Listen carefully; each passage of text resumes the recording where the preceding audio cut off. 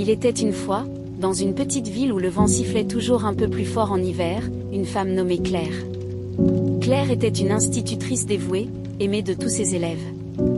Chaque matin, elle leur souriait, leur racontait des histoires et les encourageait à poursuivre leurs rêves. Mais derrière ce sourire, Claire portait un fardeau invisible, une douleur profonde qui la rongeait jour après jour.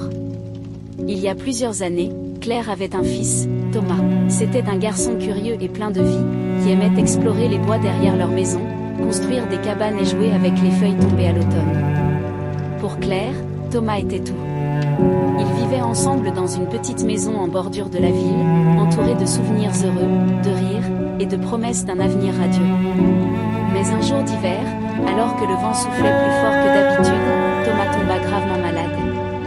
Ce qui avait commencé par une simple toux se transforma rapidement en quelque chose de bien plus sombre. Les médecins firent tout ce qu'ils pouvaient, mais la maladie progressa trop vite, emportant Thomas en quelques semaines à peine. Le monde de Claire s'effondra. La maison qui résonnait autrefois des rires de son fils devint silencieuse, froide, comme si le vent avait emporté avec lui toute chaleur, toute vie. Claire continuait d'enseigner, se raccrochant à son travail comme à une bouée, mais chaque soir, lorsqu'elle rentrait chez elle se retrouvait seule, entourée de souvenirs qui lui rappelaient ce qu'elle avait perdu. Les jours passèrent, puis les mois. Claire se noyait dans sa routine, enseignant avec une passion déchirante, comme pour compenser l'absence de son propre enfant. Ses élèves, sans le savoir, devinrent les récipiendaires de l'amour qu'elle n'avait pu déposer. Mais chaque sourire qu'elle leur offrait était teinté de tristesse, chaque histoire qu'elle racontait cachait une larme qu'elle refusait de laisser couler. Un soir d'hiver, plusieurs années après la mort de Thomas, Claire rentra chez elle après une longue journée. En ouvrant la porte, elle fut accueillie par le silence habituel, mais cette fois, il semblait plus oppressant que jamais. Elle s'assit dans le fauteuil où Thomas avait l'habitude de se blottir pour lire, tenant contre l'un de ses livres préférés.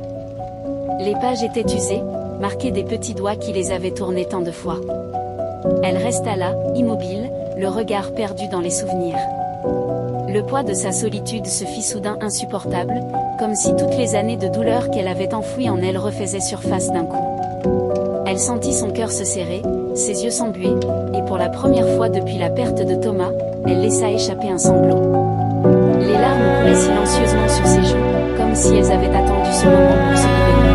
Elle pleura pour toutes les choses qu'elle n'avait pas pu vivre avec lui, pour tous les anniversaires manqués, les premiers jours d'école, les Noëls sans éclat de rire. Elle pleura pour les souvenirs qu'ils n'avaient pas créés, pour l'avenir qui leur avait été volé. Le vent, toujours aussi fort, soufflait à l'extérieur, faisant craquer les murs de la vieille maison.